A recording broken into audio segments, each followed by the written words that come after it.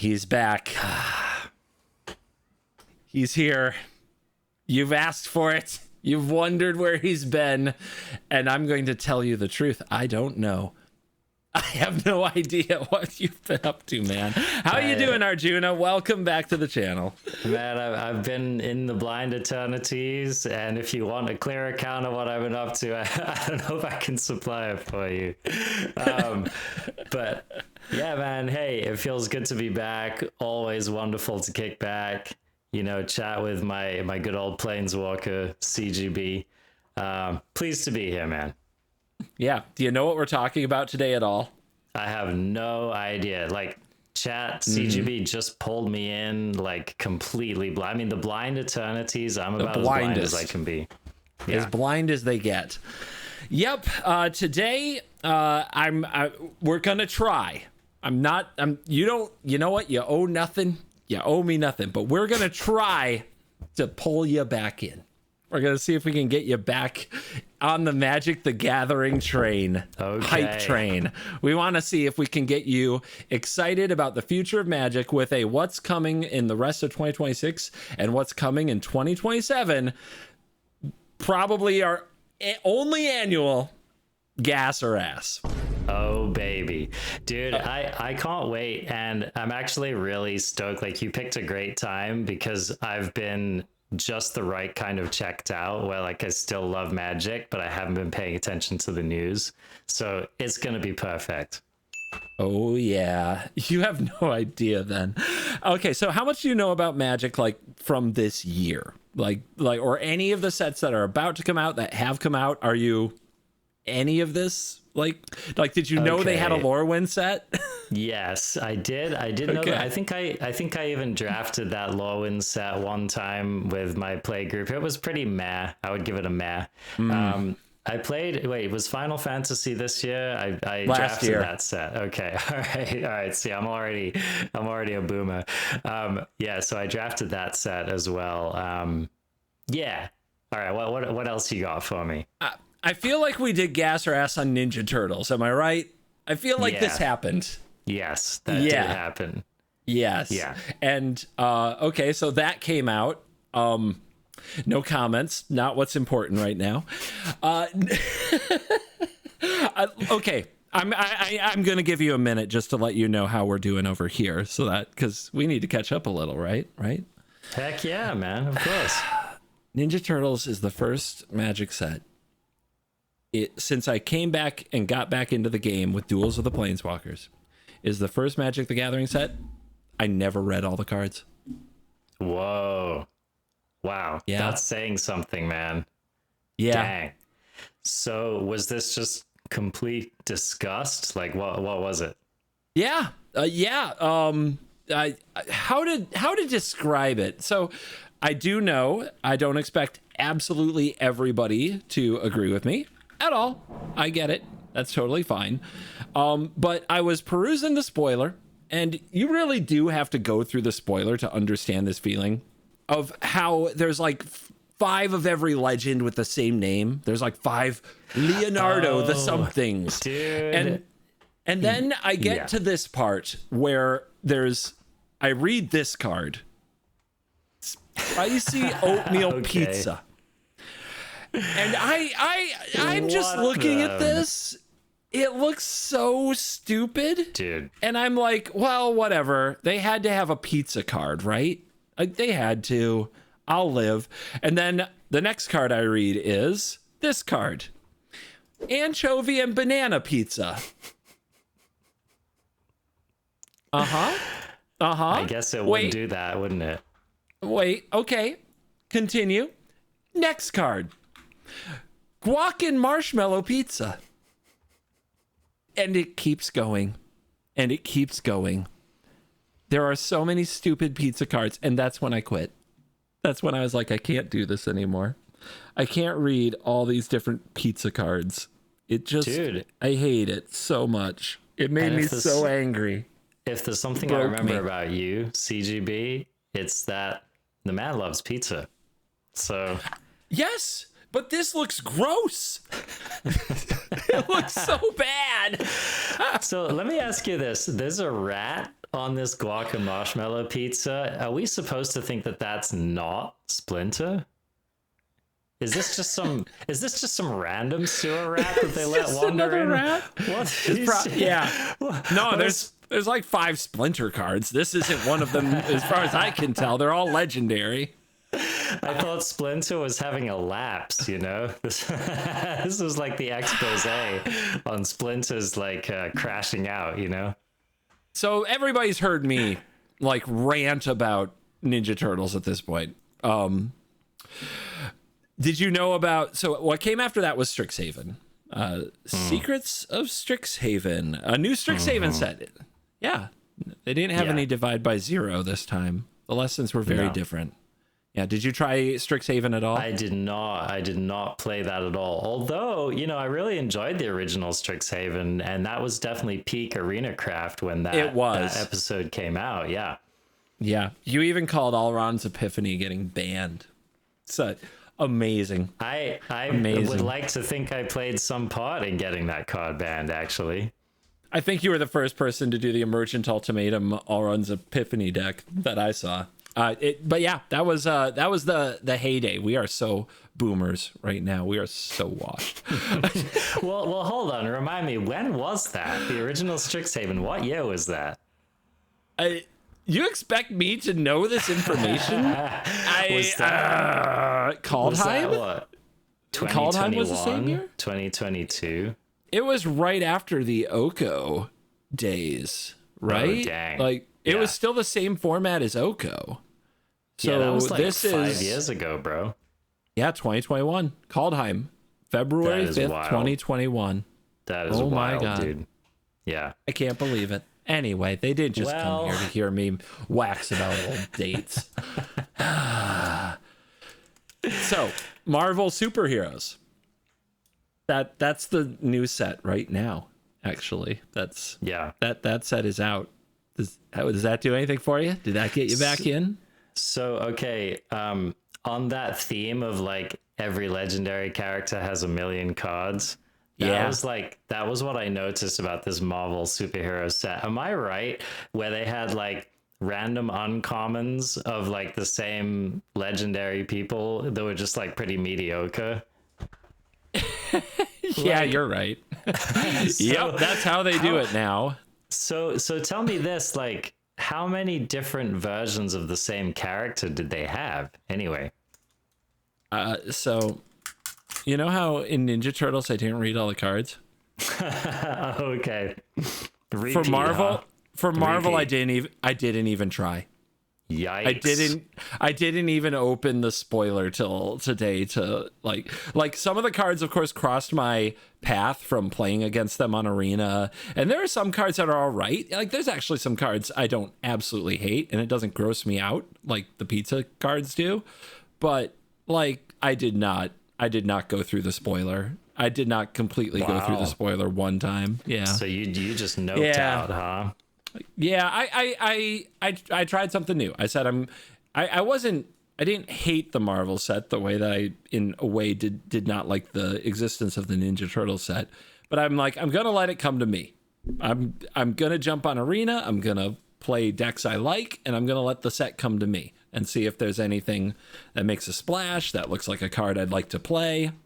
Yeah, let me throw you one Marvel card. Trust me, because the main reason I have you on here is to talk about the sets coming out in the future and see if we can get you back.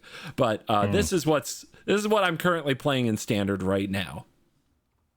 Fin Fang Foom. I don't even remember this card. I've never heard of this before, but I'm also not a big comic book reader.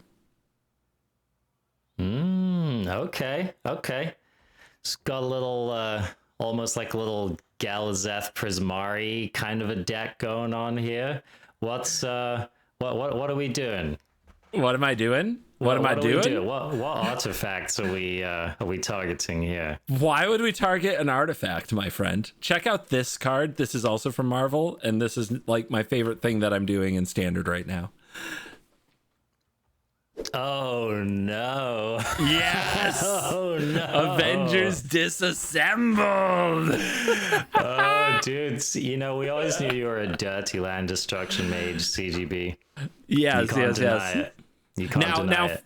For the listening fans at home, like, can we read the cards? Can we read the cards? So I'll read this one then. Okay, so Avengers Disassembled, 1 red sorcery. Choose one or both. Option 1, Avengers Disassembled deals 3 damage to each creature. Option 2, destroy target land. Its controller may search their library for a basic land card, put it onto the battlefield tapped, then shuffle. Which, by the way, is a pretty decent upgrade to some of these other like sorcery speed deal 3s. I like it. Oh yeah.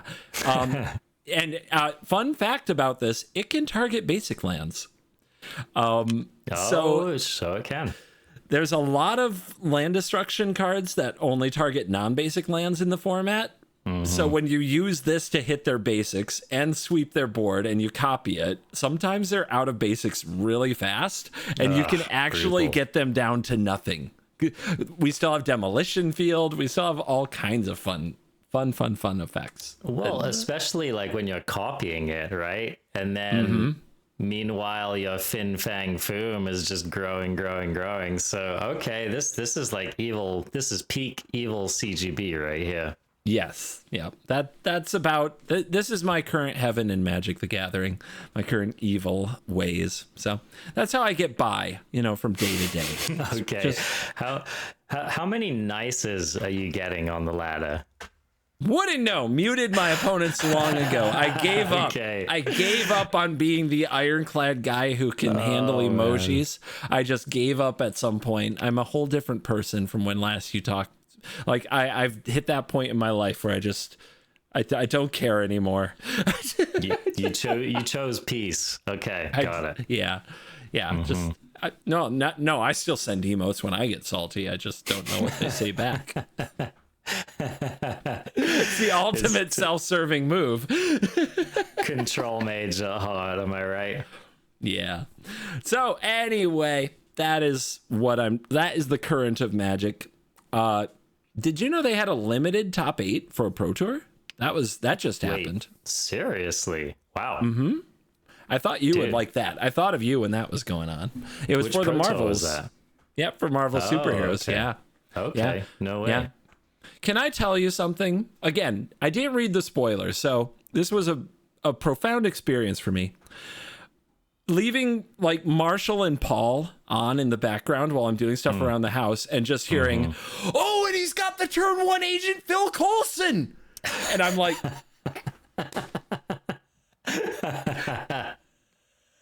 he's got, oh God, it's Red Hulk. He drew Red Hulk. I'm like, it's so weird. It's not fine for me. I can't follow what's going on and I just want to laugh every time. And it's weird. It's really bizarre. No, you're right. That's like a particular little uncanny valley happening here. And I mean, I imagine since you dislike Limited and since you disliked this set, it also was just kind of irritating for you, huh? Oh, just to my soul. But you know what everybody's telling me is that I need to start playing Limited because the sets are so powerful now that Limited is like block constructed. Yeah. Limited is block constructed. Oh my and gosh. Standard is like modern. So that's where we're at. I can believe it. And I mean, despite perhaps protestations on your behalf, I think you'd be really good at it, CGB. I mean, I win every Limited event I ever do, so like I get it, but winning is fun.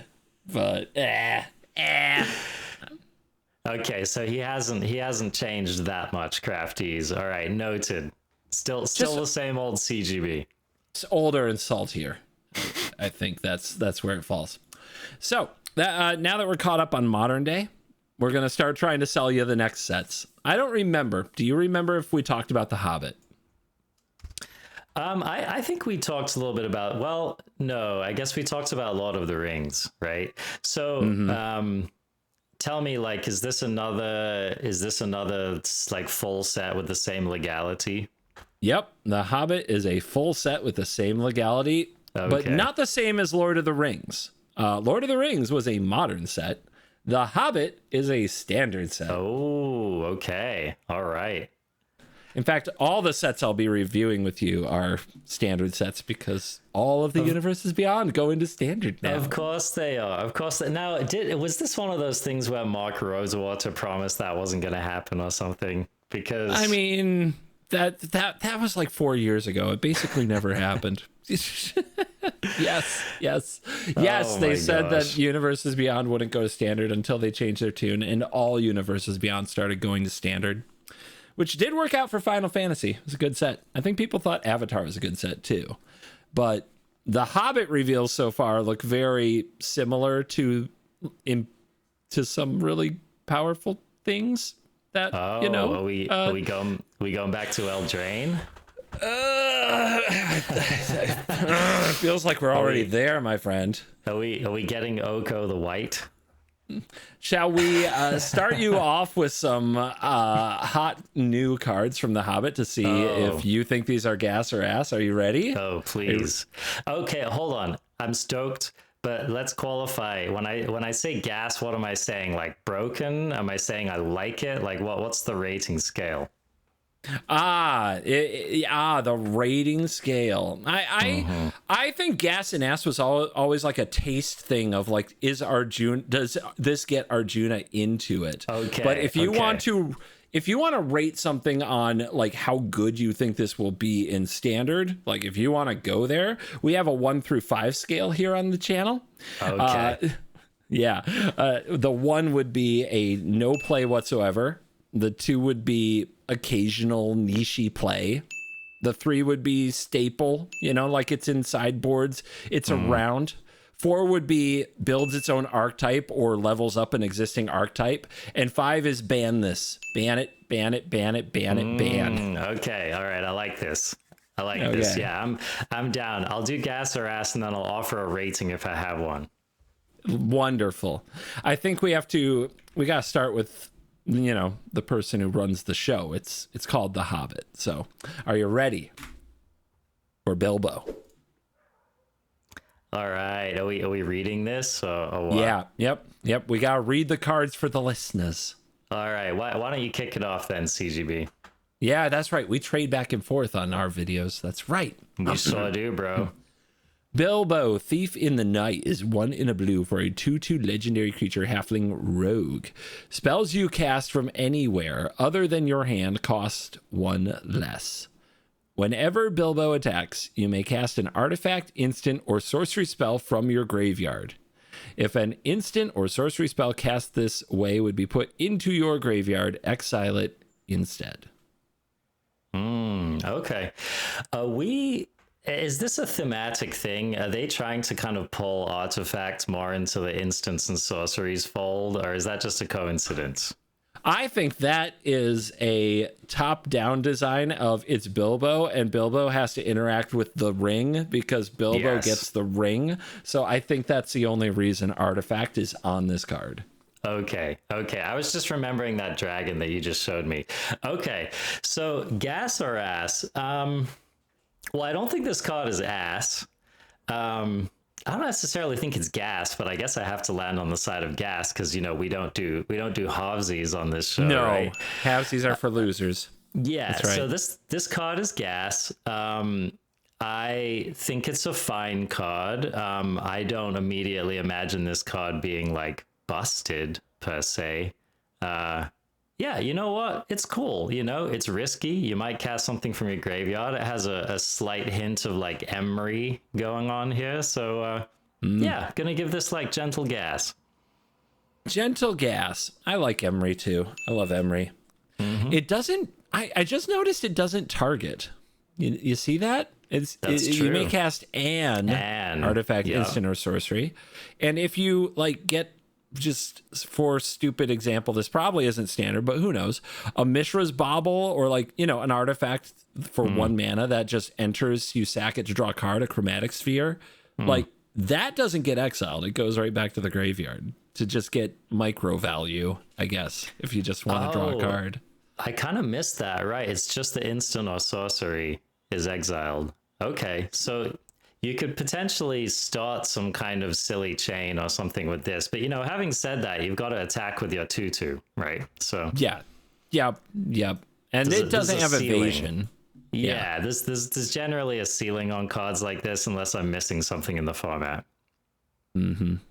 The spells from anywhere else is very commander coded too. So I'm like, was it supposed to be a commander card? Is this blue ramp?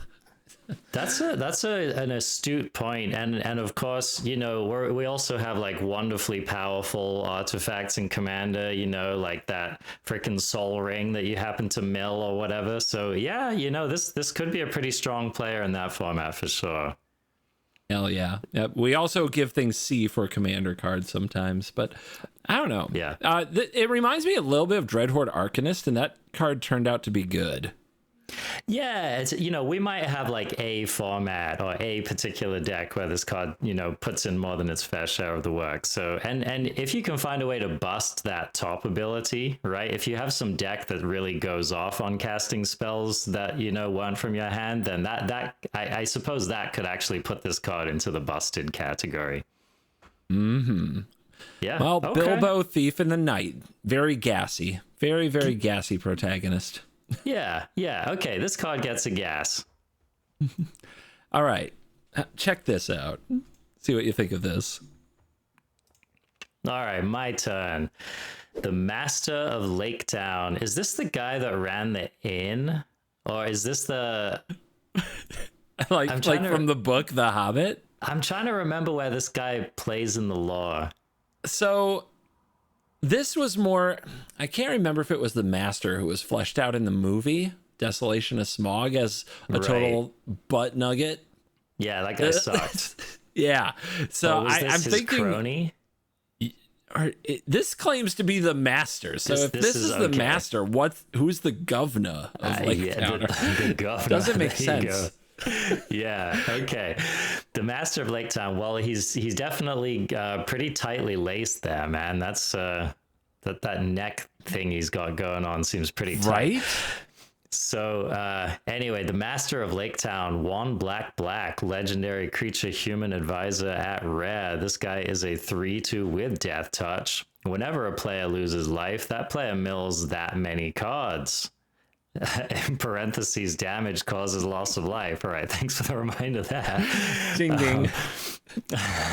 For the newcomers in the room, when the Master of Lake Town dies, draw a card for each graveyard with 7 or more cards in it. Okay, this card is flavorful, and I also think this card's pretty gas. Now, granted, you know, decks that lean hard into life loss typically are not that into mill, and decks that are into mill are typically not that into life loss, right? So that this card kind of puts a little bit of attention on that. Yeah, I think you're right there. Right. And then this one also seems commander coded, right? Because we've got each graveyard with 7 or more cards in it. So definitely looking to be like a commander gas. I probably wouldn't be thinking to play this in standard unless I had a very specific reason to. I'm trying to think.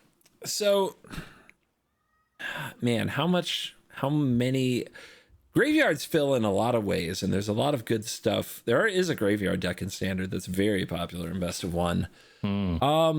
This card, you're right, it's commander coded with the each graveyard, but if both graveyards have 7 or more cards and it trades with something because it has Death Touch, you kind of get a 3. You kind of get a 3 for 1. Yeah, you get a little 3 for 1. Well, I like a 3 for 1.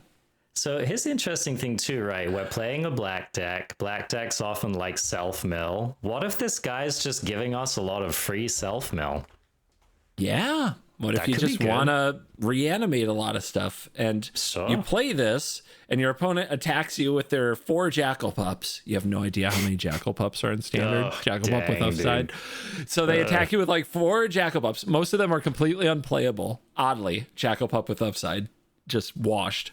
And like you just say no blocks, you take all this damage, you mill like 10 cards, and then you do a thing where you reanimate your whole graveyard for 4 mana, which is very normal right now for that deck. Okay, all right. Sweet. Yeah, I mean, I love the idea, right? So, you know, you sit down, whoosh, turn one, right? Your opponent goes mountain, right? Jackal pup, go, right?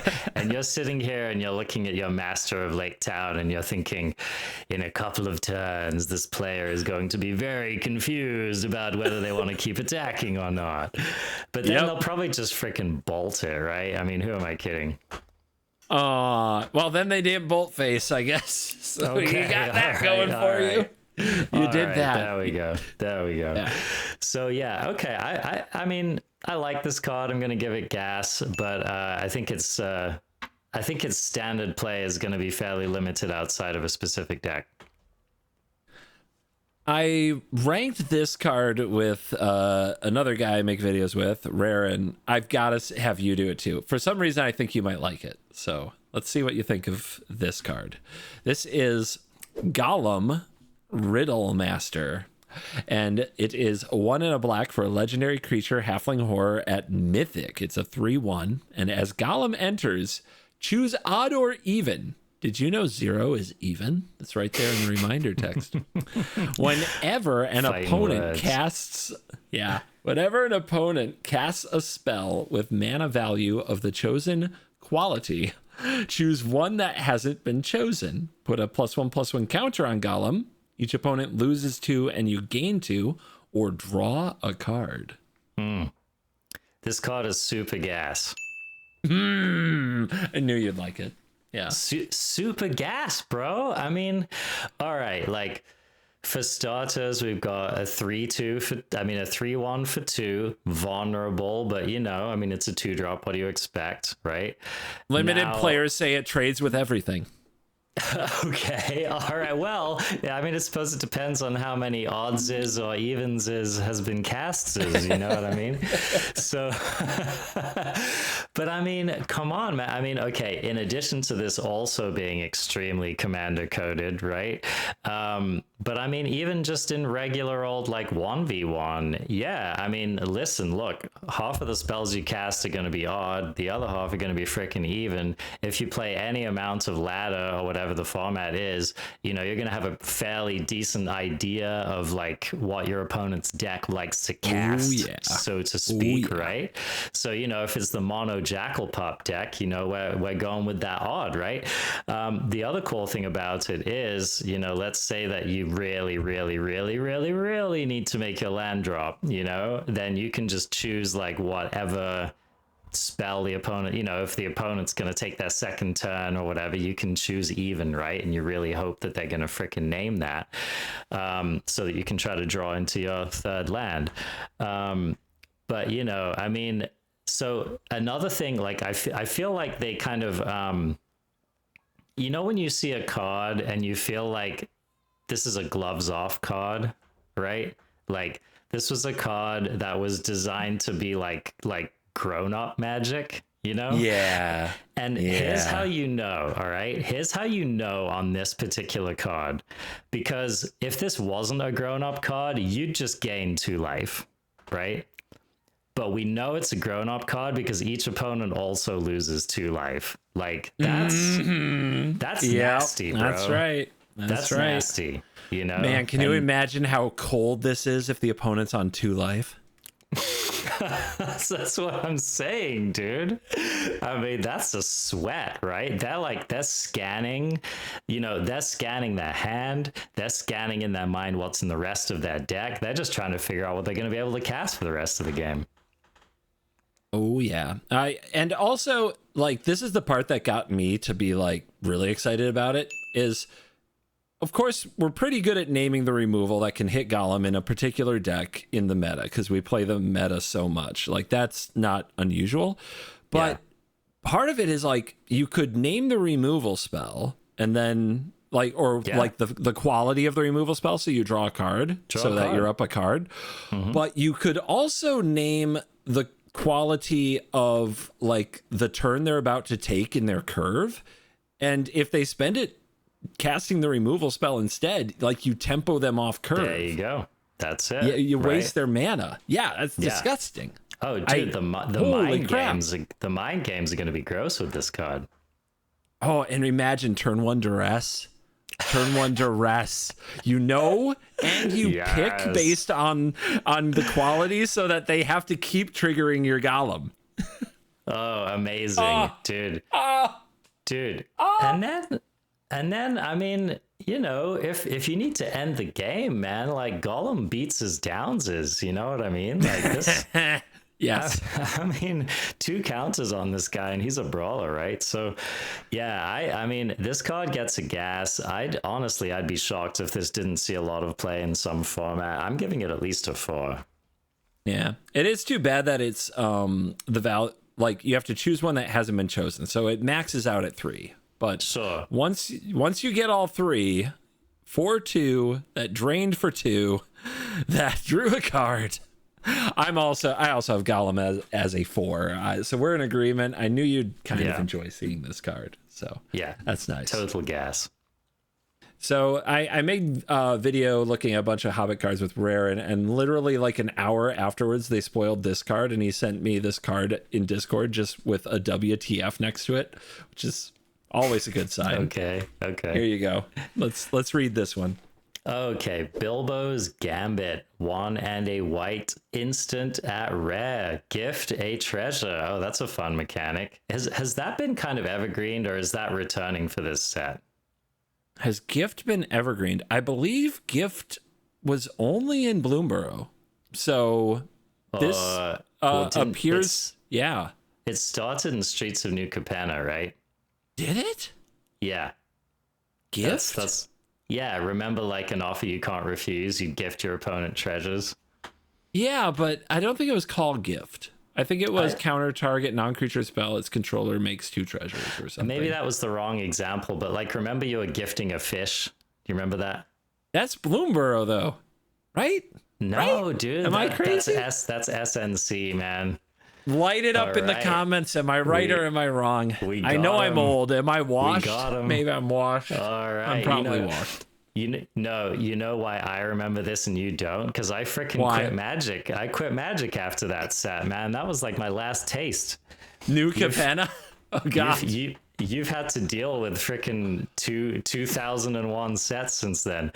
Okay, so I have. Okay, anyway, back to the card. All right, gift a treasure. So you may promise an opponent a gift as you cast the spell. If you do, they create a treasure token before its other effects. It's a treasure token. Return target spell to its owner's hand. If the gift was promised, players can't cast spells this turn. Ooh, okay, interesting. Yes. You know what this reads like to me, at least in standard anyway? This reads like a flashy card that people try to play that actually ends up being ass. Oh, really? Oh, wow. Yeah. Okay. Yeah. Yeah. I mean, I could be wrong. I mean, this card, it could be Time Walk. This card could be, blank your opponent's freaking board wipe or whatever. But yeah, I'm kind of coming in hard on this card. I don't know, man. I feel like cards like this often look better than they are. I'm thinking about it, and you might be right. I think you might be right. I mean, God, that players can't cast spells seems like really something. Right, it's juicy, right? I want to get super clever. I want to put like something on the stack. They go to counter it, and I bounce my own spell and lock them out of the rest of the turn. Uh-huh. I want to be a big brain mage, but I just don't know if standard does that anymore. Yes, you'll have clever scenarios, you'll clip it, you'll put it on Twitter or whatever, and you'll feel smug about yourself, right? Yeah. I want to feel smug about myself again. But like, you look at your opening hand and it has Bilbo's Gambit in it. Like, how thrilled are you really? You know what I mean? Let me try it. Hold on, I've got a deck right back here. Let me draw 6 and then proxy in a Bilbo's Gambit. Yeah. You're right. I'm very sad. It doesn't draw a card. That's the problem. They left an important line of text off this card. Yeah. Yep. Yeah. Doesn't draw a card. However, again, man, I'm going to say this Commander Code, if only because it's just going to make someone like explode in assault rage. Okay. That's Commander. Hell yeah. I'm glad you still play the right kind of Commander where we just make people angry as much as we can. Oh my gosh. That's going to draw some ire. Huh, that's players can't cast spells, by the way. Wouldn't it be funny if somebody tried to do something on an opponent's turn, like just something like incidental or stupid? Of like, I'm just gonna draw some cards, and you're like, Bilbo's Gambit, give you a treasure, not the person whose turn you're ruining, but someone else a treasure, and no one casts spells this turn. Oh, that's so true. Yeah. Oh man, this card's gonna ruin friendships. Yeah, it's ass for another reason. You are the ass. That's right. You made an ass of yourself. All right. I got a Hobbit card I feel like we must look at. So check this card out. Okay. Am I right in thinking that this is a vanilla? Yeah, we're going to read Smaug the Magnificent. It's 2 and a red for a legendary creature dragon 4/3. Solved, bro. They did it. But take a look. This is apparently the chase card of the set with only like 500 in existence and some new magical gold foiling. Okay. And does that get you back? Are you back for this very pretty magic card? So trust me, I have a lot of alt arts to show you today. How foily is it really? Like, so I've seen this card. Okay. I've in the flesh seen one of these. It's very shiny. Okay. How would I describe it? There are fracture foils out there. Have you seen one of these in Magic? No. Okay. Is this like C3PO shiny? If C3PO was bedazzled,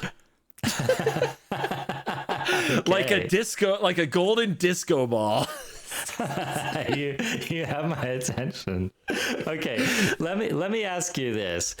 If the king of the mountain himself, Smaug, was out on like a leisurely morning flyabout and he saw like some little Timmy walking down the street who'd just cracked this card and it was like glinting in the sunlight, would Smaug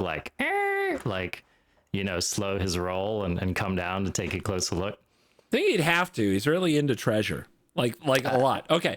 And by the way, the card is not vanilla. I know. It's shocking. It does have text. It does do things. I guess we can evaluate the card, but I had to start with the alt art to see if it appalled you or if you're still in. Is the art gas or ass, actually? Of the shiny one? Yeah. Okay, look, I'm gonna be real, man. Smaug looks a bit dopey for my tastes. Like He does.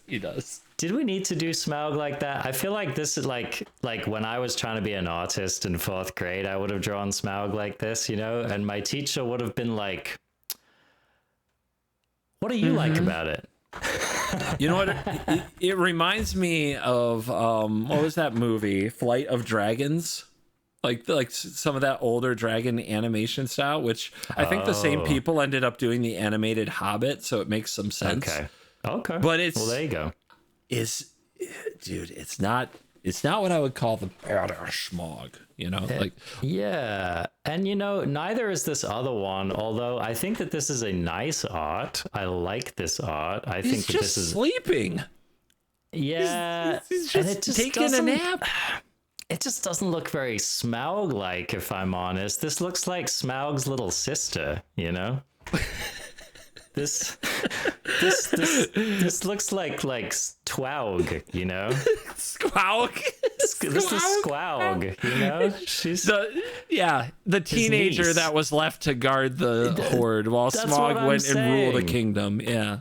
Okay. He was like Smaug, don't eat anything while I'm gone, and she was like, okay, and then she just flicked her freaking nap, Yep.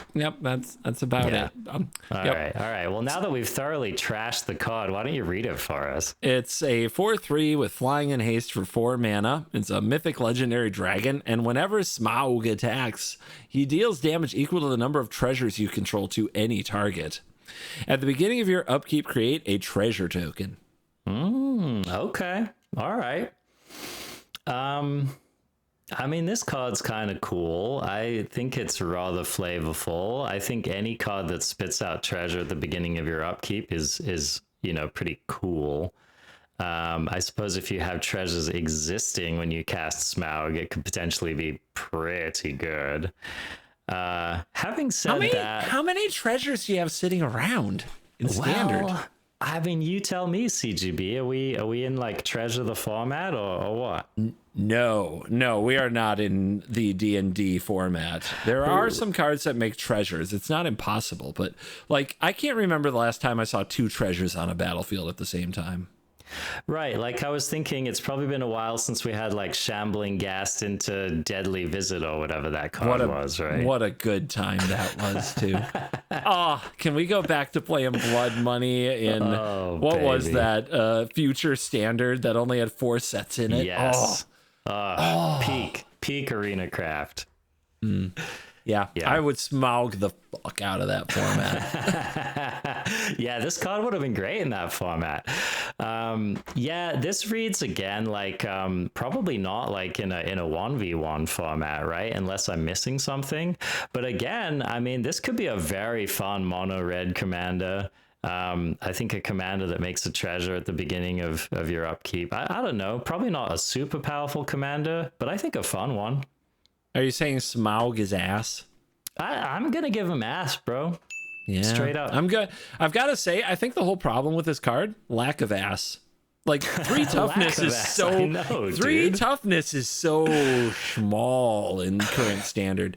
I play a 4 mana 4/5 dragon called Magnetic Hellkite in my good old land destruction deck, and it's a 4/5. Like siege rhinos fly these days, and this is a 4/3, and I'm just like, what are you gonna do? Like you're gonna lose to some flying 3/2? I don't know.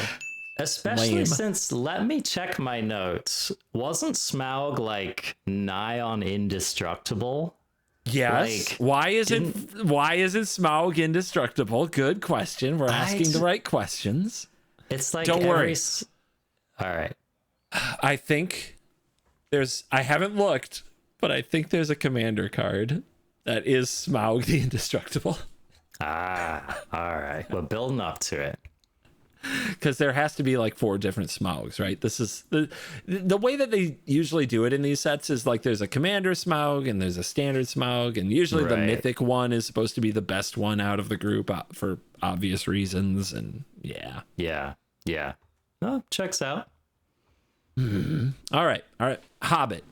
Did we get you back? Are you coming back for the Hobbit? Because it releases like next week or something. So you better hurry and get your ducks in a row.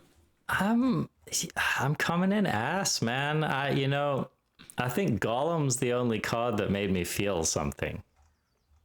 Just a little. Okay. All right. Yeah. All right. At least a card made you feel something. It feels a little tame. It feels a little tame to me. I'm not seeing anything that's like getting the blood pumping. You know what I mean? Okay. All right. What else you got for me? Yeah. So how about what do you know about reality fracture? Not a lot. Not a lot. So that's the next in-universe Magic set is coming up. All right. And how would you describe reality fracture? I still feel like I'm trying to get it myself. It's a lot of like, in a different world, what if this happened instead of the one you know? Okay. What if things were like, different and stuff? So the core of the lore is that Jace, you remember Jace? He's been in a few sets. He's had a few cards. We've had a few laughs. Yeah. So I don't know. He did something so mind mage crazy. He like inverted and flipped reality on its head. So we'll start with Jace. We'll start with the Jace card in the set. So can I just clarify here? Sure. Are we going into Magic the retconning? Is that what's happening here? We'll get, I got a whole sequence for you. I've been preparing this for you. We're going to take you on the journey. All right. See what you think. All right. Is it my turn to, I guess it's my turn to read. Yeah. Okay. All right. The Theorist, Jace Bellerin, 2 blue, legendary planeswalker Jace at Mythic. And by the way, this set symbol is very like, what was that? The Remember the 5th of November movie? V for Vendetta? Yeah, this has got kind of a V for Vendetta kind of a vibe going on here. Okay. All right. Okay. All right. So at the beginning of each opponent's draw step, you draw a card. So obviously Commander coded right from the beginning. This is a 3 loyalty planeswalker with +1. Create a 1/1 blue illusion creature token. -2 for each opponent, return up to 1 target artifact or creature that player controls to its owner's hand. And -6, draw 3 cards, then put X +1/+1 counters on each creature you control, where X is the number of cards in your hand. Okay, all right. What do you think of the fracture foil? Do you like the fracture foil? Is it gas? I am not. Well, I haven't seen this card. This card feels a bit Pokemon to me, if I'm honest. It's so Pokemon. Yeah. Yeah. Yeah. They started doing this a few sets ago. They had them in Ninja Turtles. They had them in Aether Drift. They have them in a couple sets a year. They had them in Lorwyn, actually. They did. That's right. Oh, did they? Okay. Yeah. I mean, I'm all for like cool new foilies, but like, can we not try to copy that game, Yeah, like, some of us got into Magic because Pokemon was kind of a little kid thing, right? A little kind of a kid's card game, may I mention? A children's card game. Yeah, but like also just because like that's Pokemon's thing, you know what I mean? Like that was, I mean, honestly, that was cool. Like those cards looked rad, right? But like, why don't we just let Pokemon do Pokemon? That's all I'm saying. Because we have to sell packs, Arjuna, and I'm trying to get you back. Right. Are you not excited? Get in line, boy. So not super stoked about the art. Now this card, I mean, okay, so on the face of it, it's like we're probably drawing a card, right? So probably. That's nice. It's like if we go up to 4. We make a 1/1, we draw a card, opponent untaps, or in the other order, right? We don't feel that bad about it. Having said that, if standard is more of kind of a, smash your facey, like nice blue planeswalker kind of a format, then maybe this card is just like way too slow. But I mean, I don't hate it. I am not sure how I feel about this card. It has so much commander coding in it that it's hard to picture playing it in standard at all. Mm-hmm. And it's going to feel so bad when the opponent doesn't like kills it before like they untap and put their stop on their upkeep and you already know. That sucks. That sucks hard. That's going to be so bad. I'm already like suffering on the inside. I often wonder. But I often wonder. Sorry, I interrupted you. Oh, I just often wonder if Jace the Mind Sculptor would even be playable in standard. I'm not kidding. Dude. Yeah. I mean, for realsies, right? I mean, and it's true, like, any planeswalker that costs 2 blue, like it has a steep hill to climb, right? It's like it's got to be good. It's got to be good. It's got to be really good. Anyway, this crazy person messes up all the time, like somehow does something. I know I'm giving you a really good lore breakdown. Does something that messes up the whole frickin' multiverse. And then we end up getting some wild new cards. So let's have a look at some of the many planeswalkers. I'll just give you that are in this set. Are we going back to War of the Spark? Because that's what's happening here. So they have the Lorwyn. They brought back like the original planeswalkers, the Lorwyn 5. They all have at least 2 cards each in this set. Wow. Okay.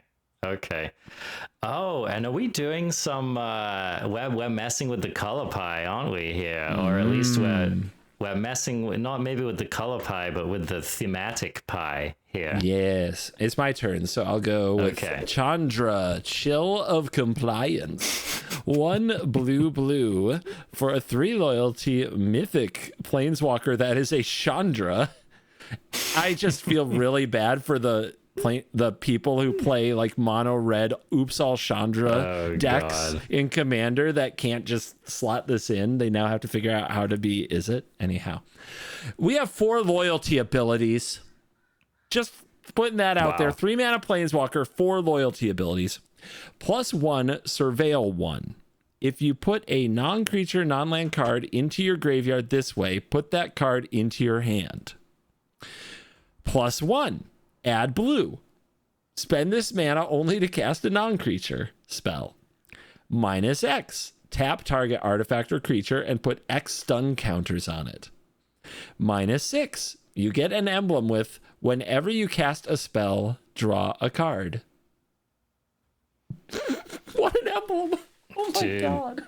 This is like the bluest planeswalker ever. Yeah. Yes, it is. Oh my god. I mean, they did Chandra dirty. You know what immediately came into my mind? Have they done away with the voice acting for planeswalkers yet on Arena, or is that still a thing? Basically. Yeah. Okay. In fact, most of the cards don't even proc animations or voice lines anymore. Right, because who can afford that in this economy, right? So, but I was just imagining, like, when you cast this on Arena back in the day and you activated that -X, she would have been like, chill.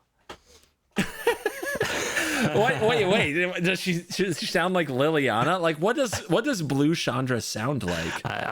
Chill. I don't know. Is she a therapist? Like what? Because she's so bratty. She sounds really young, right? Totally. On Arena, like really young. Totally. So is she still bratty? Like, you need to chill. No, that's it, right? That's it. But maybe in the alternate universe, she's more like Elsa, you know? Yeah, we're going for Elsa from a popular Magic set. Frozen. From a popular upcoming Magic set, exactly. So, yeah, but I mean, talking about the card, I mean, hard to see this card seeing any kind of furrowed brow magic, am I right? You think so? It makes mana, and it probably draws a card because I don't play creatures. Stunning stuff isn't miserable. It is only 3 mana. I like it better than Jace. You do? Okay. A little bit. Just because of the tempo, just the cadence and the tempo of Standard. Like, I was surprised at how much the last 3 mana Chandra saw play. What was she called? Dress to Kill? You were around for Chandra Dress to Kill. Did she actually see play? Because I remember Stone Nothing. Oh. Well, I don't know. I play more best of one than you. Okay, all right. There you go. Yeah. I still end up playing that card a lot in Brawl. She actually gives you a good amount for the amount of mana. Okay. She's no Fable of the Mirror Breaker, but she's trying. Well, hey, I'll say this. Like, in a format where you can actually cast Lightning Bolt, yeah, that card's not too bad.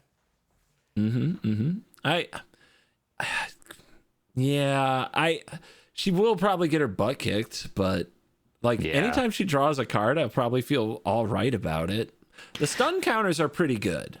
Like, well, that works. That is good. No, I agree. That tracks. You know, and especially, I mean, let's talk about Commander, right? Someone jams that freaking Key to the Archive, and then you put 2 stun counters on it. They're not going to feel great about that, right? How do you play Key to the Archive in Commander? Isn't that card like a brawl card? Oh, okay. What I'm talking about. Yeah. Understood. talking with the arena crowd here, you know. But no, you're right. So, but I don't read this as a winner, my friend. I mean, okay, look, this feels super bad, right? You jam Chandra 3 mana, you plus her, you surveil a land into your graveyard, and then your opponent untaps, attacks Chandra, and kills her. Like, how good do you feel about that, really? Not good. Not good. Not good at all. Yeah. Right. Yeah. And then here's my question for current standard, right? What's our 1 blue like instant or sorcery spell that we're really stoked to cast? Because that's my question. What was that unsummon that just completely terrorized standard for a while? Well, are you talking about Vapor Snag? That's really old. No, so we've got Into the Floodmaw. That's our unsummon. What does that one do? You gift a fish and you can bounce any non-land permanent, or for just blue, bounce target creature opponent controls. Okay. Is that card see in play? Yeah, here and there. Yeah, it's got its role. You know what most of the decks play is? Do you remember Storm Chaser's talent from Bloomburrow? Yeah, I do. Yeah, that's like a foundational card of the format. Right, Yeah. so you can just kind of jam that's kind of cool. Although, the card I was thinking of, it was the return target creature. I think it was return target creature and opponent controls. If it was CMC2 or less, you scry 1. What was that card? That was the terror in the format. That doesn't sound too bad. That people hated that card. Oh, fading hope. Fading hope. You're talking about dude. fading hope. Dude, Yep. people lay awake at night kind of with chills around fading hope, if I remember correctly. A chill of compliance, perhaps. So I feel like if our +1 blue mana does something good, and preferably something interactive, right? Then I feel like maybe this card has a shot. But yeah, I'm coming down on ass on this card overall. I would say I'm lukewarm, but she cold, so she cold. Yeah. I hope that she's all right. I hate that there's no like kind of win con on this Planeswalker, really. You know, it lets you play Magic forever. What did you do with my CGB? Get out of here. I want my Teferi that tucks itself and exiles all their cards. That's what I want. Is that too much to ask? What do you want from a 3-mana Planeswalker? Are you telling me you're not going to win after you emblem this card? Maybe. I still need to put a different card in my deck that attacks or blocks, probably, or mills. Okay. All right. So to give you an idea for how the Planeswalkers work in this set, this is the other Chandra that's in the set. You remember this card? I sure do. How could I forget one of Magic's just utterly dominant Planeswalkers? So this is literally the card, right?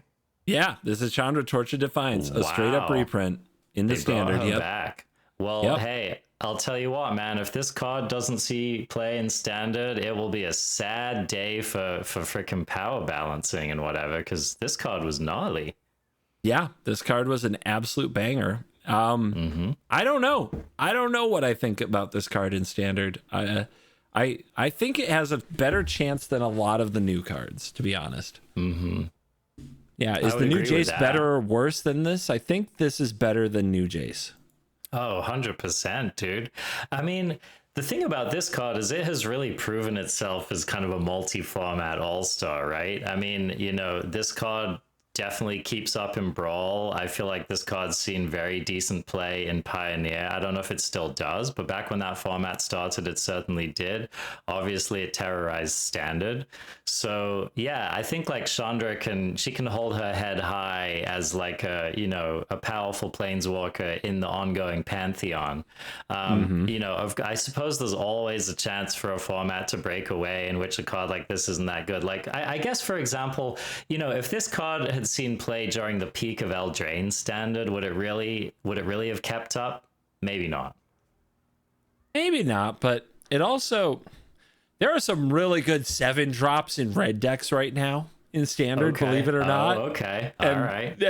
Like that +1, this is an interesting time to reprint the +1 add red on Chandra Torch of Defiance. Indeed. For sure. Indeed. I promise you.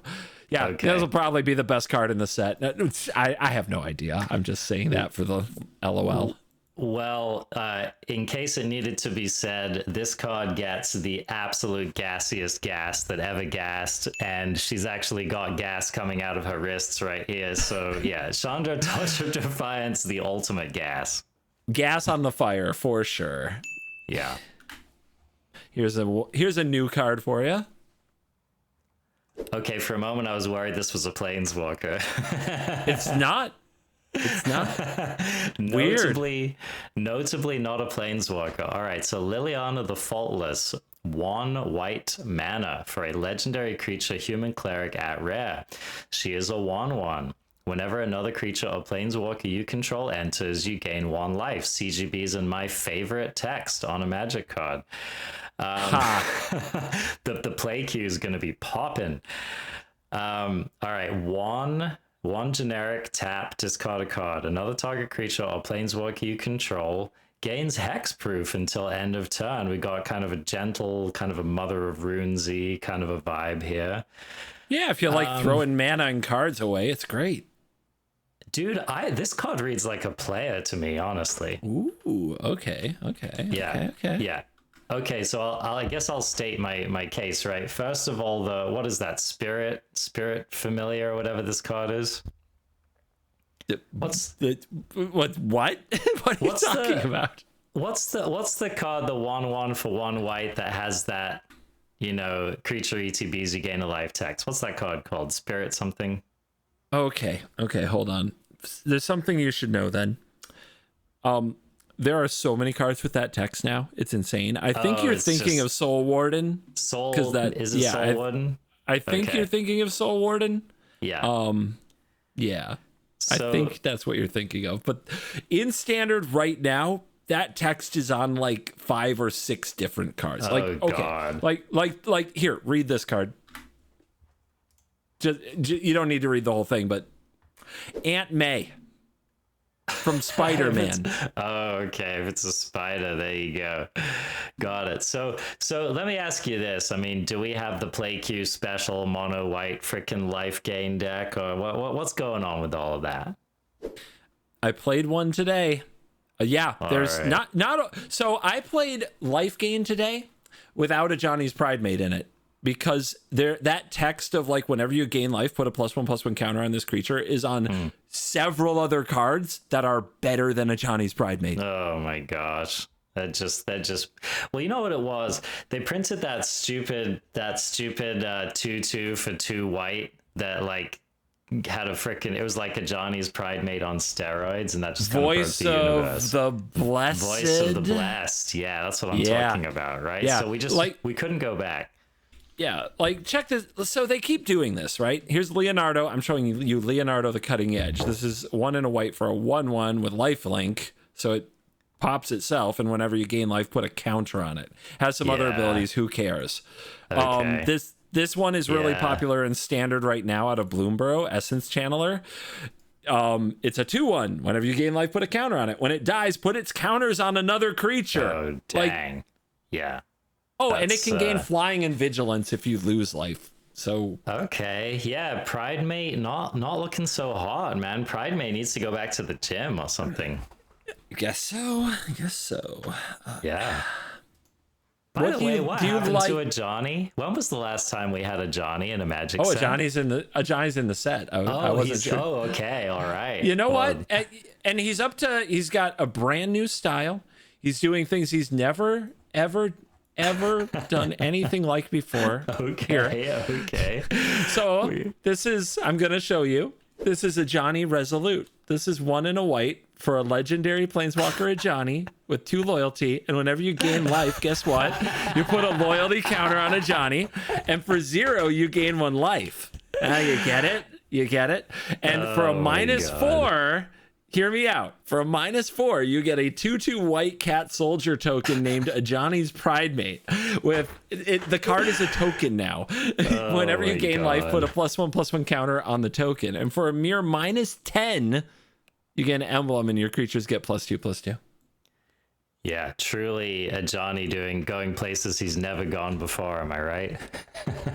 There is also a 6-mana red Ajani that I won't make you read because it doesn't look great, but okay. Yeah, right. You get what they're doing with the cards. Yeah. Indeed. Okay, well, Johnny looks pissed. I'll say that. But is white? I mean, you can tell me what you think of Ajani, but I want to know: is white Liliana the Faultless gas or ass? I don't know. I mean, maybe I'm off base, or maybe this ability is kind of too expensive or whatever. But this is what I was thinking. I'm like, if I can get a Soul Warden, which can also protect, granted for a cost, but which can also protect my important, let's say my Johnny's Pride Mate, for example, or whatever, in a pinch, I think that's a pretty good card. So obviously, if you have a Soul Warden, you also have a 12/12 Pride Mate to protect. It's just how it works. That's what I'm saying, right? I mean, I feel like that's the way this card was templated, and I would definitely give this card gas just based on the fact that I've found Soul Warden to be like an absolute staple in the decks that want it. So who knows? Maybe Aunt May or whatever is like the better card, But like without me knowing what else is in the format, like heck yeah, I'd consider putting Liliana in any deck that would want a Soul Warden in it. I agree. It's probably a good card. And the life gain deck just keeps getting more redundancy and keeps getting better. Yeah. I consider this card full ass. And really? I'll tell you why. Okay. Yes, I'll tell you why. Because gas and ass is like the vibe check. Numbers 1, like 1 through 3 is like the how playable is this in standard sweaty nerd stuff. The vibe check. Here's my old man yelling at clouds hatred. Do you see the Leonardo? Do you see the Aunt May?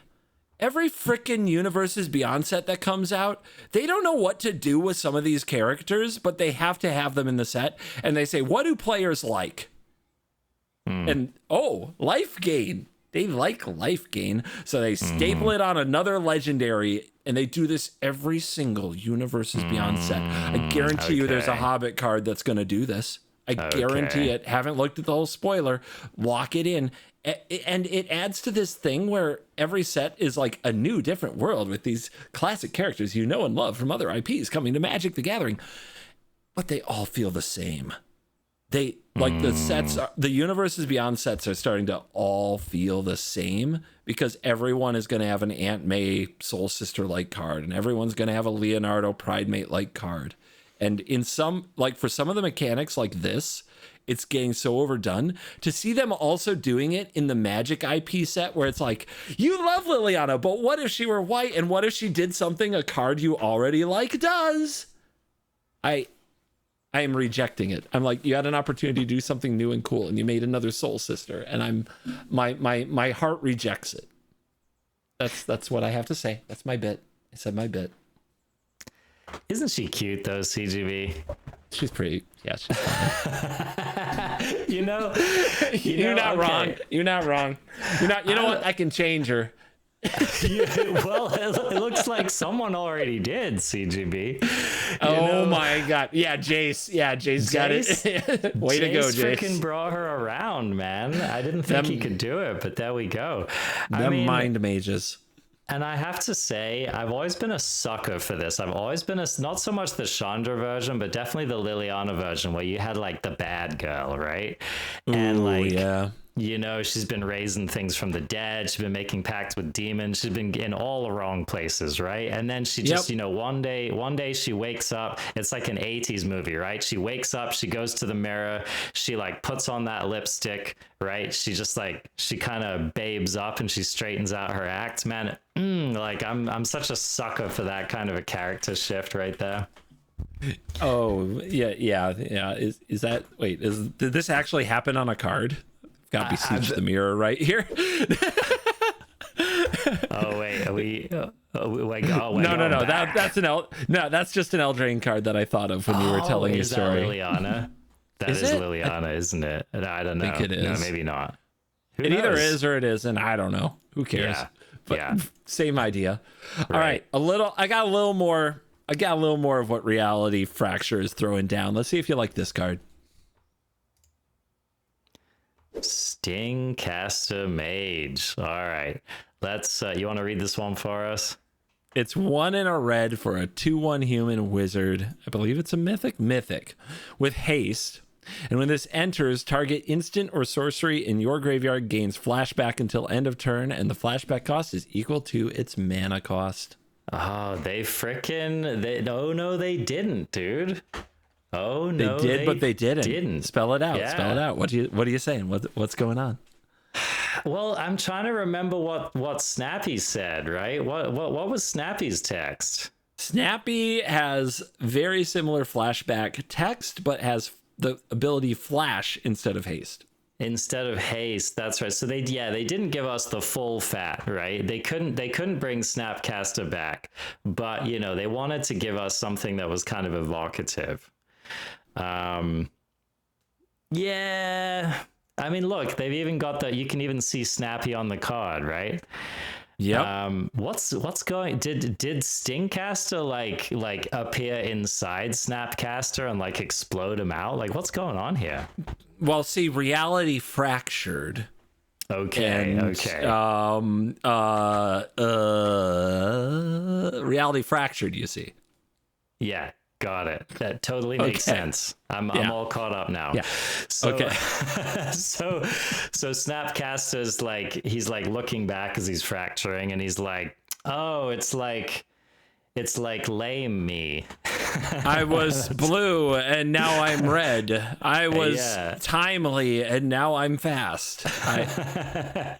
Yeah, I was playable and modern. Now I'm not. Would Snapcaster Mage be playable in standard right now? What a good question. My gosh. Yeah. But yeah, I mean, I don't know. Do we like this card? Is this card good? I feel like this card's a little underpowered. Maybe it's good. It's probably fine.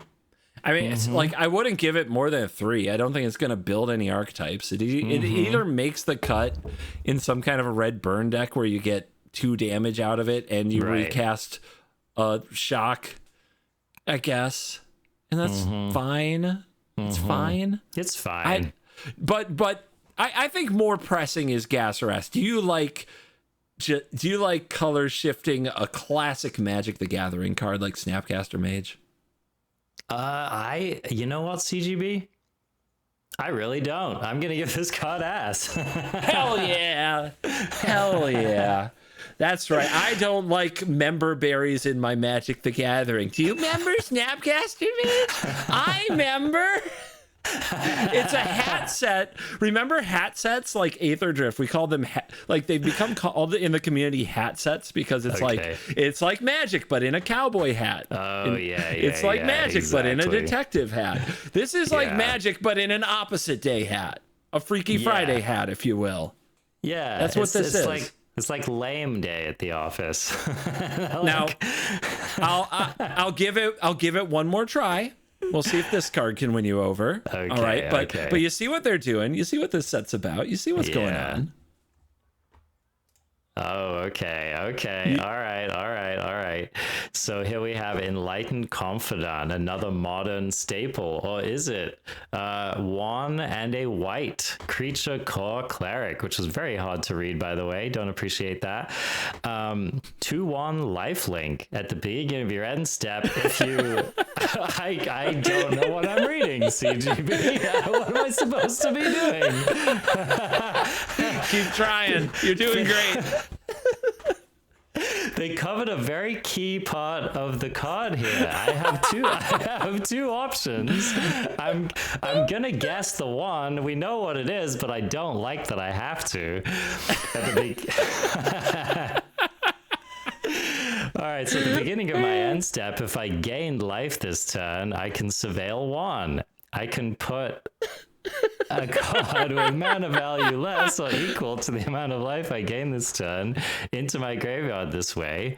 Put that card into my hand. You know what, dude? I don't even have to talk about this card. This is the ripest ass I've seen in a long time, man. My reality rejects this card. Can I just go on the record? Yep, you can. That's part of why you're here today, my friend. I had to do this with you. We had to do this together. I had to know if I was crazy. Dude, yeah, go ahead. I feel like the community is relatively excited about Reality Fracture. So several people are probably not going to like what or maybe they aren't going to connect with what I say here. I honestly think y'all have been messed up by too much Universes Beyond. Because for me, this is Universes Beyond in another costume.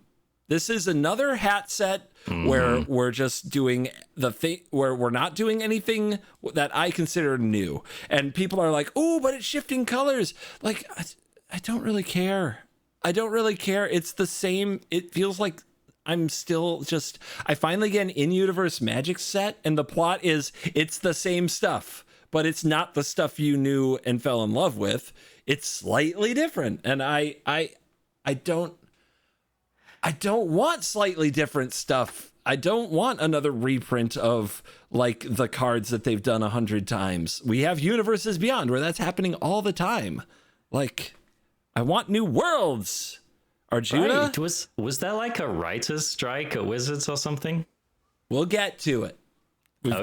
We do have some stuff. We've only got a few more cards to look at because we're running out of sets with cards in them. And then I will tell you what's coming in 2027 because I really want to know what you think of the pitch for those sets. Well, yeah, I'm looking forward to leaving Ask Confidant and Crapcaster Mage behind. So yeah, let's keep going. No, that's fine because you know what comes after that?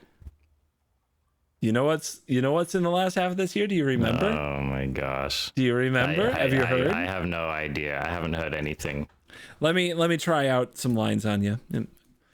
To boldly go where no one has gone before.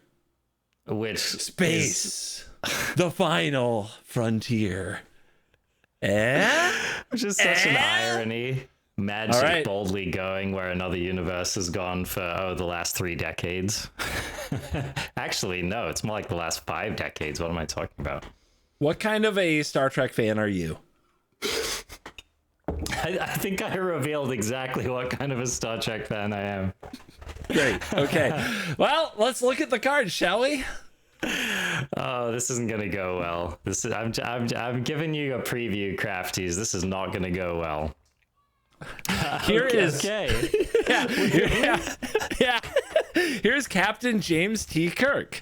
Captain James T. Kirk is 2 in a red for a legendary creature human officer 2/2. And this is the autograph treatment of Captain James T. Kirk, you see. There will be between 300 and 500 of these total. They'll be in the collector boosters, you see. And it will literally actually be autographed by William Shatner. So really, am I right in saying that in exchange for playing a 2/2 for 3, we get to rock a card with a signature on it in our deck? Is that what I'm reading here? It is. Wait, we wouldn't play a gray ogre named Captain James T. Kirk in our deck, would we? Wait, does William Shatner write some abilities onto this card with his signature? Is that what's going on? Okay, good news. I found a different art treatment. It's very different. Okay. Does this art look Magic the Gathering to you? Tell me first before we move on and show you more art. I'm not getting magic. There's something I can't quite put my finger on it, but I'm just not getting magic. All right. That's all right. Let's bust this one out. There you go. James T. Kirk with a text box and all. So much more magical. Whenever Captain Kirk enters or attacks, choose 1. If you have no cards in hand, you may choose one or more. Discard a card, then draw a card. Create a 1/1 red officer creature token. Creatures you control get +1/+0 until end of turn. That's our card. It's a mythic, by the way. That is a piece of cardboard. Well, we have to play Gas or Ass with William Shatner's James T. Kirk in Magic the Gathering, Arjuna. Nobody will know how we feel if we don't gas or ass the card, Arjuna. I guess they won't. Well, for the context cue unsavvy out there, yeah, I mean, okay, look, let's be real, okay? You could have put almost anything on this card, and I would have given it an ass. And it's just because, can we all agree that Captain James Kirk is just like the assiest captain ever? Like, the guy... Okay, elaborate. I mean, the guy is, like, he is an ass. Like, that's what he is, right? Am I right? I mean, am I wrong about this, right? William Shatner. A great many people find William Shatner's Captain James T. Kirk to be either, like machismo guy, depending, I guess, on what you're into, or yes, complete ass. I mean, maybe I'm just more of a Picard, right? But I don't know. I'm not feeling the flavor, and honestly, I'm not really feeling this card either. Are we doing this? I don't think we're doing this. We're doing this. This is Magic the Gathering. Here, check out some more. Here's another card from the set. Let's examine the fantasy art style we've come to love. Well, now you're talking a little bit more my language, at least. So, there is that. I mean, what teenage boy who was a teenage boy when Voyager was coming out, by the way, didn't have an interstellar crush on 7 of 9? I mean, am I right? I didn't watch Voyager, but I'm trusting this one's for you. I mean, all right. Well, see, now I feel complicated feelings. So, okay, I'm gonna read the card. Okay, 7 of 9, 2 blue black. I have to catch my breath here. Legendary artifact creature, human scientist, which, what a weird line of text that is. 2/4, whenever you face a dilemma, draw a card. So can you, for the kids in the back who haven't been paying attention in class, can you tell me what a dilemma is? I mean, if there were a reminder text, I probably could, but there was simply no space for reminder text. All right, yeah. They just had to make sure that they got that slender waist in there. Okay, they have revealed what dilemmas are. A dilemma is any card that allows you to choose one or more options. For example, Cryptic Command is a dilemma. Captain James T. Kirk is a dilemma. Okay, all right. I'm picking up what you're putting down. So every charm is a dilemma. Yeah. Yeah. So in our Grixis deck, we can go ahead and rock that combo. Captain James T. Kirk is saying, "I will rock that combo." When he saw 7 of 9. He would. I can't blame him. So I mean, look, I love 7 of 9. All right, she's great. She did exactly what she was designed to do. Having said that, this card is ass. I mean, maybe the other kind of ass, but anyway, that's not politically correct. So let's move on. I'm not feeling it. All right. Well, if we're if we're understandably concerned as two guys on a podcast talking about a card with a lovely lady's artwork, if we're worried about objectifying her, that's okay. We have another actor to objectify. Oh, yes, we do. Okay. This, my friend, I bring to you Khan, Engineered Evil. This brand new incredible card is 2 and a black for a 4/5 legendary creature, Phyrexian Praetor, with Death Touch. And whenever you draw a card, you gain 2 life. And whenever an opponent draws a card, they lose 2 life. Yeah. Indeed. Yeah, this is. Yep, some of you Wait. listeners might have figured it out. Hold is he on. figuring it Okay. out? Hold on. Let me get this straight. This card is going into standard, is it not? No, It's not. Okay. it's not. Okay. This is it's just reskinned. I just read it. Okay. We're all good. I caught up. I was like, is this a functional reprint? Can you imagine if they just made a functional reprint of Shieldred and like put her back in standard? Is she in standard? I don't even know if she's still in not. standard. She finally left. She just got out. Good for her. That would be the world's biggest troll, dude.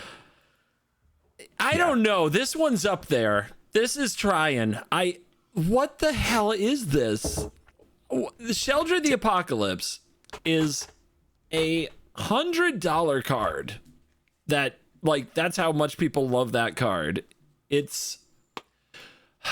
is needed. People needed a reprint, dude. People don't want to pay $100 for the card, but this came out. This has been revealed.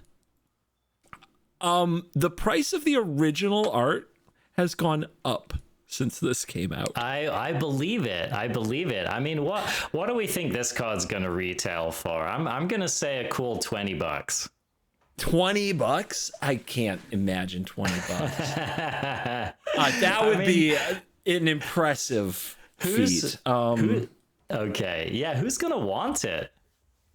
Great question. I showed this so my wife Gina loves Sheldred the Apocalypse and loves Benedict Cumberbatch. She looked at this and was like, what the fuck is that? Like, I was like, would you put this in your deck? She's like, no. She's like, why is that?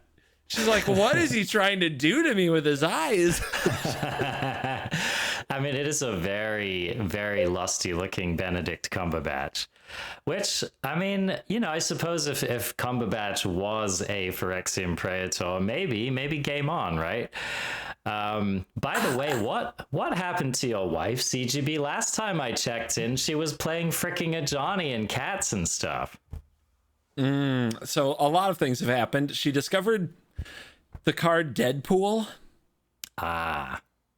Have you had the pleasure of Deadpooling Commander? Deadpool trading card? I have not yet played against Deadpool. So she has embraced her inner chaos gremlin, and her goal now in games is just to make me angry. And Sheldred does that. So she's very happy with it. When you're married to a blue mage, you gotta give it. And me, if I can't give it, like if I can't take it, I can't give it out. So it's like, yeah. Truly. We just torture each other. Truly. Okay, well, good. I'm glad the balance has been restored to the universe, because I would imagine that a Johnny wasn't keeping you up at night. No. It was like, oh, that's cute. She's gaining some life, putting some counters on things. No, Deadpool trading card has a bizarre line of text that's like, exchange its text box with any creature on the battlefield, and its text box is a bad thing. So whatever your commander is or whatever, it has no text, basically, is what her deck does. Wow. It's okay. Nasty. The trollingest of trolls. Oh, yeah. She's a monster. But she's my monster. So, gas or ass? Con, engineered evil. Look, in addition to this card just being deeply interstellar ass, like, I didn't even like Shieldred the first time around, man. I mean, we were tired of Shieldred after week 1. So, yeah, I mean, this is like bargain basement Shieldred, and it is ass. I hate the way this looks on a Magic card. I hate it so much. And I think the community has overwhelmingly kind of, at least the online stuff, has rejected this card. You know what's just coming back to me, CGB? And you, of all people, is uniquely positioned to remember this. So we got a Star Trek trading card game in the 90s, did we not? Did we? I remember Star Wars. I'm not sure about Star Trek. There sure if we was did, a I Star never Trek played one it as well. You never played it? I must have never played it, no. Yeah. So there's something kind of extra weird about this to me, is like seeing these Star Trek characters on Magic cards, because I'm like, wait, didn't we already do this kind of? Didn't someone already kind of copy Magic by making a Star Trek game? So yeah, that was during the time when everything had to have its own trading card game, right? Yeah. So they decided to try to find another way to sell the set as well. Check out this amazing new card that's in the set. Okay. Yeah, hallowed fountain. Yeah. Well, a card that one of us dearly loves. I do. It doesn't even say what it does, as Wait. cards just don't. No, who's doing that these days? But hold on, what do I see on this card? They brought him back. I don't know. Maybe he's still making art. Frickin' Mark Poole, the Mark Poole. Yes, they did get Mark Poole to work the lands. It's true. Did he do all of them? Great question. Let me open some more. I mean, I have to say, it's probably not in this cycle, right? But if they did Breeding Pool illustrated by Mark Poole, that would be pretty sick. A pool? Making a pool? No, they blew it. Breeding Pool is done by a different artist whose name I am trying to read in small font. Very small font for my old eyes. Josu Soleno. Maybe they didn't want to ask. They thought it might be disrespectful. But anyway, this is actually a pretty sick looking breeding pool, though, I gotta say. Oh, did we get you with the lands? Listen. Like, if Arjuna didn't like a breeding pool, would it truly be on brand? You're right. Now, okay, I gotta say, okay, so I'm gonna reluctantly get off my little grumpy throne here and say that although I don't like the Star Trek-ness, I do think that kind of just the visual design of these cards is pretty cool. And I do find the art on both of these cards to be stunning, especially the Mark Poole one. I mean, that guy, if anyone knows how to illustrate a Magic card, it's freaking Mark Poole. So yeah, I mean, 10 out of 10 for the art. I think the treatment is pretty cool, and so I'm going to begrudgingly give both of these lands a gas. Wow. We got some gas on Star Trek out of Arjuna. I didn't think we would see the day. All right. Well, I could show you more Star Trek cards. I don't want to. I'm going to have mercy on your soul. Thank you. You're welcome. So around the time the Marvel superheroes came out following the Ninja Turtles with the Star Trek on the horizon, I think that the Magic the Gathering community sentiment was like as getting to critical levels of Universes Beyond fatigue. Like, it wasn't good. It was very bad out here. And at MagicCon Amsterdam, Wizards announced that they were going to let us know what these sets are for next year. Nearly all the comments on their posts was like about basically trolling Universes Beyond stuff, as you can imagine. So, right, like for the event, the announcement panel at the preview panel, they said we're only previewing the MTG lore sets. They didn't have any Universes Beyond in the preview panel at Amsterdam. They cut all of it out of the preview panel, which is a pretty good call because I think the chances of them getting booed literally were well higher than non-zero. It was getting scary out there.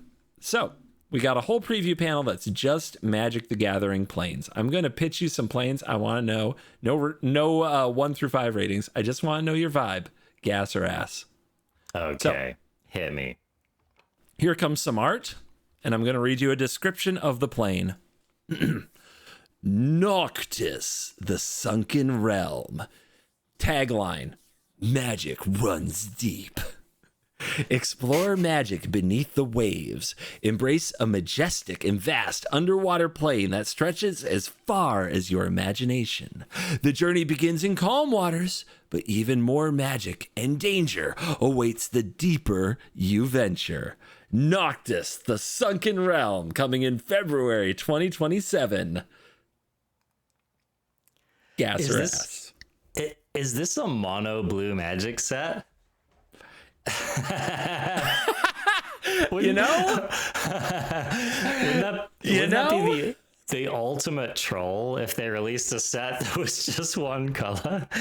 Well, they've had some commentary in the preview panel, some interesting challenges they faced, like how do they do flying in an underwater realm? Indeed. And yep, that's what is a red sea creature like? Some kind of urchin, maybe. I don't know. It will not be a mono blue set, but it will definitely have merfolk, and we can hope for some cephalids.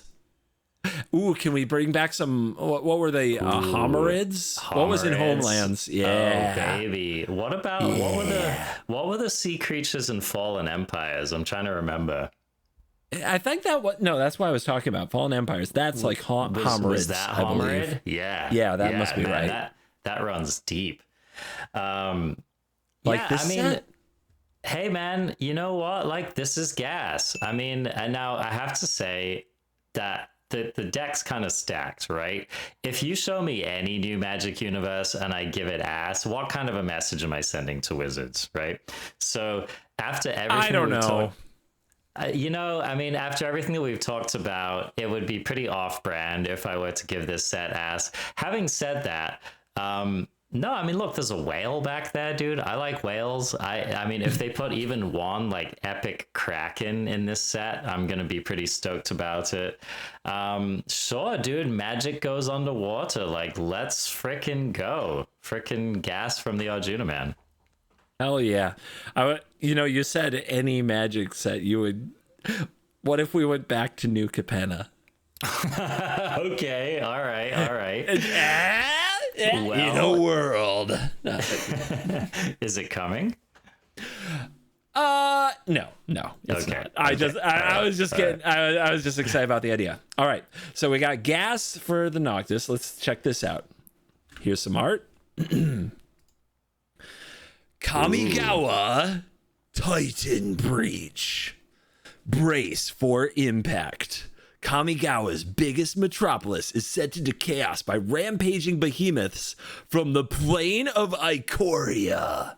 Mechs embodying the world's combined bravery, ingenuity, and raw firepower can break the siege. Choose your side as worlds collide. Coming in June 2027, Kamigawa Titan Breach. Dude, it's like Evangelion the Magic set. Pacific Rim the Magic set, Evangelion the Magic set, Godzilla returns and fights Jet Jaguar. Ish. Okay, Ish. you know what? This is a crossover, and I am here for it, man. I mean, so let's talk it out. First of all, Kamigawa, like, I wasn't around for the original Kamigawa, but Neon Dynasty was like one of my all-timer Magic sets. All right, so I mean, I'd be pretty off-brand to poo-poo that. Now, another one of my Beavol, right? Thank you for the save. Beavol, Ikoria was also one of my favorite sets, and correct me if I'm wrong, but have we not returned to Ikoria? We have not returned to Ikoria. So, I mean, Ikoria returns in the face, apparently. Dude, I'm freaking here for it. I mean, of course, Wizards has proven that they can always snatch ass from the jaws of gas. but having said that, on paper, hell yeah, dude, I'd buy packs of this. This might just bring me all the way back. This looks so wonderful to me. I am such a Godzilla kaiju nutcase that, like, when Ikoria had the Godzilla crossover, it was one of the first Universes Beyond type things, and I did in fact have to collect them all and lose my shit, and I still have those cards. I remember that, dude. We were podcasting at the time. Yep, I was so pumped for it, and it might come back in this. Who knows? But Whether or not they have Godzilla cards, just look at this thing. Look at this creepy. What is that? An owl monster thing? It's like an owl phoenix. Here's the biggest problem I had with Ikoria. I was like, sweet, a whole plane of monsters. The problem is when everything's a monster, there's no like scale to really compare it to. Yeah. Look at how big it is compared to like the mech suit. Dude, this is going to be awesome. Yeah. No, I mean, this art is freaking stunning. Yeah, thematically, it's cool. And, let me just say, I always felt like this was what Magic doing Universes Beyond was actually supposed to be, right? Like let's rewind to Strixhaven. Strixhaven was essentially a Universes Beyond. It was a rebrand for the Magic universe, right? Yes. Yes. We all kind of groaned and rolled our eyes a little bit, but at the end of the day, we liked Strixhaven. It fit into the Magic Pantheon eventually, and I would think most people were pretty A-okay about that, right? I still don't call it Witherbloom. It's Golgari, but sure. Right, exactly. Slitherbloom. And then, and I kind of feel like this is kind of an homage, shall we say, to like some of our favorite, big monster, big robot, Tokyo gets blown up again kind of stuff. And I kind of feel like we're all here for it, And so, I don't know, I just feel like Wizards, like this is the way to do it right, in my not so humble opinion. Compare it to Aether Drift, and I'm like... racing cars through a couple planes we already knew about, or two monsters fighting. It's not close to me. I like this is awesome. Like this is so much better than an Aether Drift to me. Hell yeah. I mean, I'm showing up to this draft with my local game dudes like 100%.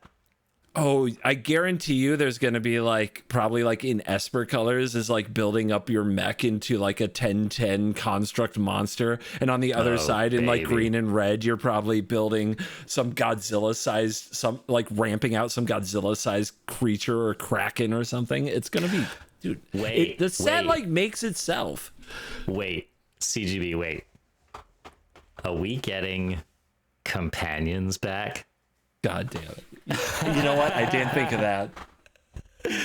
Oh, I don't know about all of that. Oh no, they've got to do something. They've got to do something for people who are fans of the character. There has to be like a Lutri that's not a companion, right? Yeah, they can put those legendary creatures in this set without being companions, but being legendary, so they're commanders. They're got to do something like that. There's no way there's companions in this set. There's no way, right? You know what that means, CGB? Do you know what this means? No. What? Yorion! Oh, God, you're right. Oh, we're on Sky Noodle watch. The noodle returns. Dude, man. what if instead of being companions, they're cards that you add to your deck, but they have like a extra effect if your deck like meets some criteria at the time you draw it or play it or something. Yes. Like you draw it and you reveal it, and if your deck has over 60 cards in it, like you get something. I don't know. It sounds sweet, dude, but that sounds like a fixed companion to me. Yeah. Yeah. Okay. Yes, I'm more hyped than I was at the start of this. Thank you for that. Two thumbs up, 3 thumbs up for this set. And we'll move on into October of 2027 for the third Magic the Gathering IP set of the year. Send you some art to examine. My friend, we're going for the first. So this is a plane that has been set, that a set or a block has been set in before, but hasn't had like a set dedicated to it. We're going all the way back to like. We're going way back. We are going to a land of suns and spirits. This is Zhalfir. Oh, right. The Zhalfirins. I remember them. Mm-hmm. They phased out of existence by Teferi. Ah, okay. Yep, we're gonna spend an entire set in Zelfir with a very Africana vibe, and they are like a lot of the things mentioned. Like you're looking, like you can go look at some of the art from Mirage and Visions. Like those classic sets were set in a similar style. So. Not a lot to share right now because it's so far away, but this is what we got. What do you think? I mean, if they reprise the art style of Mirage and Visions, I mean, that was peak Magic for like first wave Arjuna. I was in middle school, and yeah, those two sets came out, and I mean, let's be real, man, both Mirage and Visions were freaking sweet Magic sets. Like, they were powerful, the art was cool. I want to say that draft became a thing during one of those two sets. I mean, Yep. we had like Vampiric Tutor, like we just had all kinds of cool stuff, right? Oh yeah, CGB's posting, just a handful of the least broken Magic cards of all time in the chat. Teferi's puzzle box, as one of the first mentions of Teferi that I remember, right? Like, it probably was. That's right. They had a flash plan, forward. man. I was like, who's this Teferi? We don't know anything, but I do know the puzzle box drove me crazy. Right. Yeah, well, that's it. Little like teenage Arjunas and CGB's minds were just expanding, trying to figure out these new cards, right? Yeah, Vampiric Tutor. I was probably 12, and I was probably like, that card doesn't look very good. Pay to life. It doesn't even go in your hand. Sucker. Ass. Right? What is this enlightened tutor card? I'm not putting this in my deck. I need Crawworm. Yeah, it doesn't even get you your Crawworm. So true. Yeah, man. Oh gosh, I'm having feels just looking at these cards, man. I mean, was or was not Magic just absolutely sweet back in the 90s?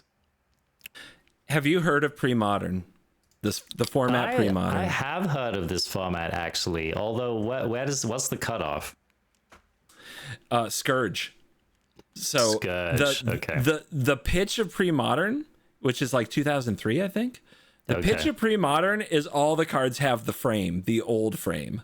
Like looking at Lion's Eye Diamond, like all the cards were printed in this frame. Yeah. Which, let's be real, dude. I don't think that they ever improved the artifact frame beyond this original one. I really don't. Oh, dude, I agree with you there. I think what's a good example of this? The Invasion multicolored frame and foil is still like mind-blowing to me. Oh, dude, yes. I'm so with you. I remember like you'd pull these cards out of the pack and they almost felt like super legends or something. Yes. Yeah.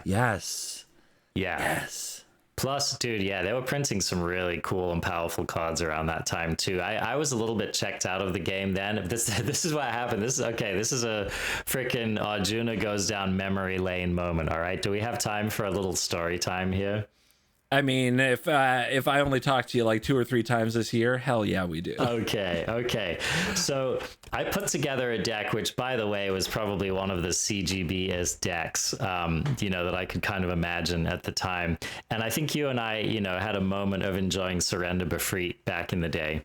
So I put together this stupid and totally legal, by the way, tabletop deck, which included had 4 Soul Rings in it. As you do. Like you did. I had 4 Surrender Befreets. I had 4 counter spells in there. I don't even remember what was in the rest of the deck. There he is. Just the only version of this card as far as I'm concerned. And And it didn't even matter what was in the rest of the deck, right? So, and this deck just totally confounded my best friend at the time. He just didn't know what to do with it. He couldn't answer frickin' turn 1 Soul Ring, turn 2 Surrender Befreet, turn 3 counter spell, protect it, and win the game, right? And, he was still playing with like Dragon Engine and, Crawlworm and all this kind of stuff, right? So I just totally redonculated on him. So anyway... Okay, so fast forward a year, I moved to England. I put my Magic cards away in some closet. I basically forgot about the game. Continued on in school. Meanwhile, all of these freaking powerful sets like freaking Tempest and Onslaught, all this kind of stuff started to get released, right? So little did I know that my best friend spent that entire year after getting whooped in a Dragon Ball Z training montage. All right. This guy, and I remember this too, because he had one of those dads, when dad is like hovering over the Magic game and he's like, yeah, this is all in good fun, but if that guy beats my kid, there's, there's going to be a problem. You know what I mean? He had that kind of a dad. So, dad, I think, was happy to go out and drop, hundreds and hundreds of dollars on these booster packs to kind of get his kid up to speed, so to speak. So I come back from my year away. I smugly whip out my freaking 4 Soul Ring Surrender Befreet deck. And I'm like, oh, round 2. Okay, here we go. And dude, my best friend freaking whooped me.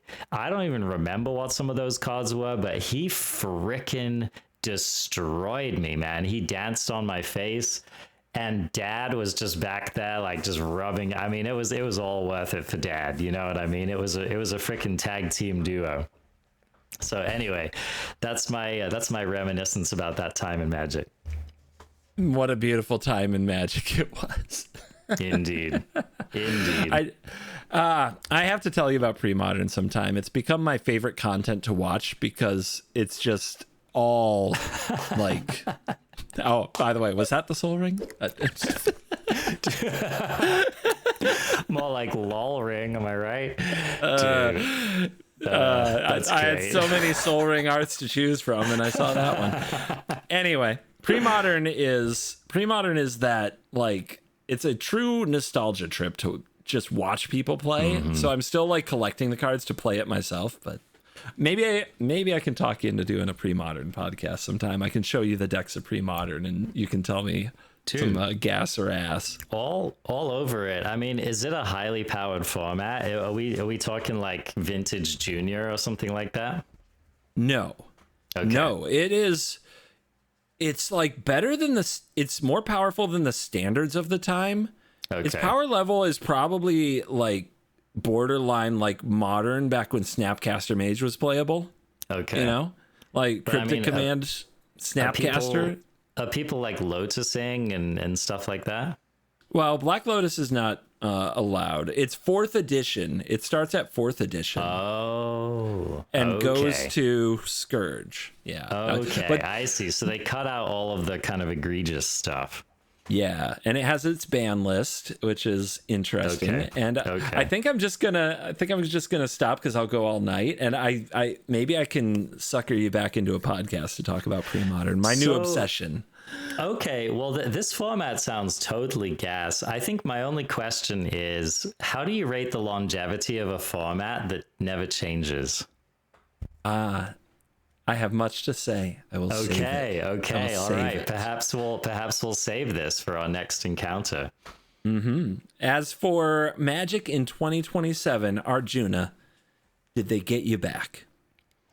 Dude, I'm as back as I'm gonna be, man. I mean, these 3 sets look sweet. The Ikoria one in particular is just, gas. Under the Sea, it's cool. The first thing I thought of when I saw this art is like, how every Mario game has like a sweet underwater tune? Like, you kind of just... That you can kind of tell like what generation of Mario gamer you are by like what comes up when you think about the underwater song.